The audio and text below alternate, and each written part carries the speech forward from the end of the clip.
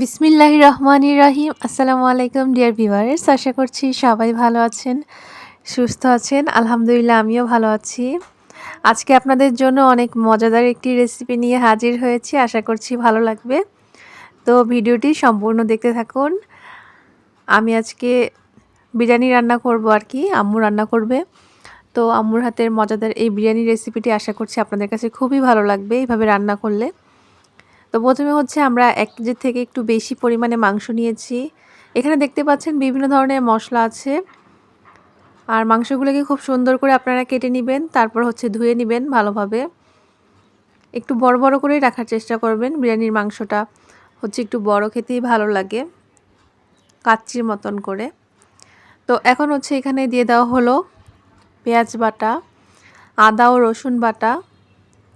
আপনারা আপনাদের মাংসের পরিমাণ অনুযায়ী হচ্ছে এগুলো দিয়ে দিবেন, যতটুকু পরিমাণে মাংস নেবেন সেই অনুযায়ী। এখানে আজকে আমরা ব্যবহার করেছি চীনাবাদাম, ৮ থেকে ১০টি চীনাবাদাম আপনারা বাটা দিয়ে দিবেন। আপনারা চাইলে কিন্তু এখানে হচ্ছে কাঠবাদামটা ব্যবহার করতে পারেন বা পেস্তা বাদাম, এটা দিলে খুব মজা হবে। পরিমাণ মতো লবণ দিয়ে দিবেন। এগুলো দিয়ে খুব সুন্দর করে কিন্তু মাখিয়ে নিতে হবে। আর হচ্ছে জয়ফলের হচ্ছে ৪ ভাগের ১ টুকরা হচ্ছে আপনারা ভালোভাবে বেটে নেবেন, আর জয়ত্রী অল্প একটু সামান্য পরিমাণে। আর এখানে গুঁড়ামরিচ দিয়ে দেওয়া হলো। বিরিয়ানিতে কিন্তু গুঁড়ামরিচ ব্যবহার করবেন, ভুলেও হলুদ ব্যবহার করবেন না। আর জয়ত্রী আর জয়ফলের পরিমাণটা অবশ্যই একটু কম দিতে হবে, কারণ এগুলো কিন্তু খুব কড়া, বেশি দিলে খাবারটা নষ্ট হয়ে যাবে। তো পরিমাণ মতো দেওয়ার চেষ্টা করবেন। এই যে এখন দিয়ে দিলাম। এগুলো হচ্ছে জয়ত্রী জয়ফল যে বাটাটা ছিল ওইটা অল্প একটু দিয়েছি, বাকিটা হচ্ছে আমি অন্য সময় দিব, ওটা আপনাদেরকে বলে দিব কখন। তো আম্মু হচ্ছে সুন্দর করে আজকে মাংসটাকে ম্যারিনেট করে রাখছে। এই দেখেন, আরেকটু গুঁড়ামরিচ দিয়ে দিয়েছে, কারণ এটা যেহেতু বিরিয়ানি রান্না হবে এই জন্য হচ্ছে। আর আমাদের মরিচটা কিন্তু তেমন ঝাল না, এই জন্য একটু দিয়েছে। আর আপনাদের মরিচটা যদি খুব বেশি ঝাল হয় আপনারা অবশ্যই পরিমাণ অনুযায়ী দেওয়ার চেষ্টা করবেন, খুব বেশি দিলে কিন্তু খুব ঝাল হয়ে যাবে। তো এখন হচ্ছে এগুলোকে একপাশে রেখে দিয়েছি, ওখানে কিন্তু কোনো তেল ব্যবহার করিনি। তো এখন এই যে এটা দেখতে পাচ্ছেন পোলাওর চাউল, আপনারা চিনি গুঁড়া সুগন্ধি যে চালগুলো আছে ওগুলো নিয়ে নেবেন যে কোনো কোম্পানির। তো এখানে হচ্ছে ১ কেজির থেকে একটু কম আছে চালটা, ৩ পট। তো এখন হচ্ছে চুলায় হচ্ছে মাংসটাকে কষিয়ে নিতে হবে। এখানে কিন্তু তেল দিয়ে দেওয়া হয়েছে চুলায় দেওয়ার সময়।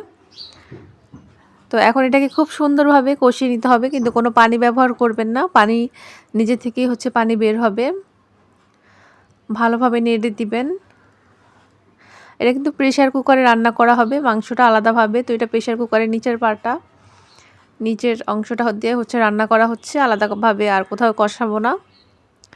যদি প্রেসার কুকারে রান্না করেন তাহলে হচ্ছে প্রেসার কুকারে রান্নাটা করে ফেলবেন, কষিয়ে নেবেন ভালোভাবে। তো এখন এটাকে সুন্দর করে কষিয়ে নেওয়া হচ্ছে। দেখতে পাচ্ছেন এখন একদম যখন শুকনা শুকনা হয়ে আসবে সেই পর্যায়ে কিন্তু আপনারা দিয়ে দিবেন আলু। আর আলুগুলো অবশ্যই একটু বড় করে কেটে নিতে হবে, একদম ছোট ছোট করে দিবেন না, তাহলে কিন্তু যেহেতু প্রেসার কুকারে রান্না করা হচ্ছে এটা কিন্তু গলে যাবে।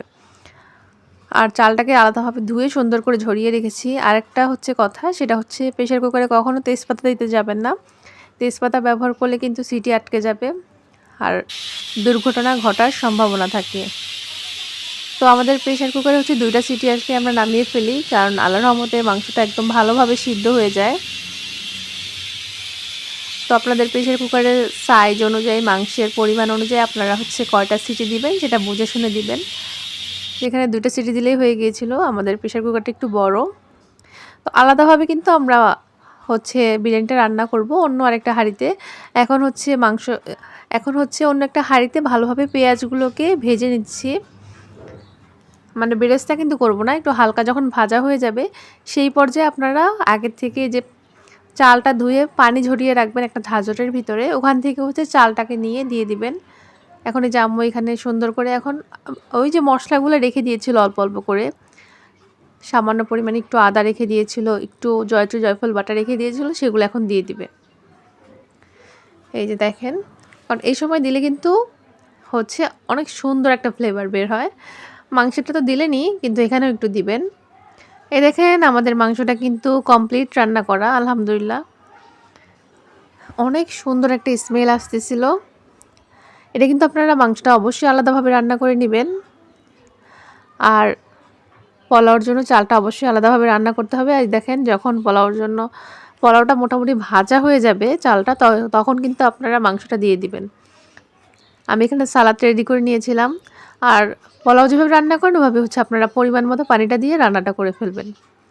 এখন আপনাদেরকে দেখাচ্ছি, এই দেখেন 30 থেকে 40 মিনিটের বেশি লাগবে না। এই দেখেন রান্নাটা একদম সুন্দর হয়েছে, ঝরঝরা।